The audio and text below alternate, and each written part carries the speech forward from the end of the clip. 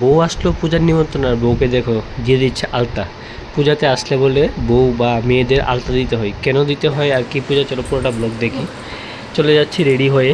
তো বউ বলছে যে চলো আজকে অনেক দিন পরে যাব কাকার বাড়িতে। তো কাকা অ্যাকচুয়ালি দেখো, সম্পর্ক না থাকলে এমন একটা হয় যে সম্পর্কটা কে কার সম্পর্কে কী এটা কি জানে না। তো চলে গেলাম কাকার বাড়িতে, প্রথমবার যাব। তো মিষ্টি নিয়ে যাব না, কাকা শ্বশুর লাগে আমার ওয়াইফের কাকা। তো আমরা মিষ্টি নিয়ে নিলাম। মিষ্টি বউকে বলছিলাম যে মিষ্টিটা তুমি নিয়ে নাও। তো বউ মিষ্টি আর নিচ্ছে, তার সত্ত্বেও দেখো বউ হাঁটছে কেন। আর এখন যে কাদা, ওইখানে বউকে হাঁটিয়ে ফাইনালি চলে আসলাম তাদের বাড়িতে, কাকা শ্বশুরের বাড়িতে, আমার বউয়ের কাকা। তার সাথে সাথে দেখো আরেকটা গুড নিউজ কি, আমরা যখন যাচ্ছিলাম তারপরেই আমাদের মা আর শ্বশুরমশাই আর শাশুড়ি মাও চলে এসেছিলো। দেখে চলে গেলাম।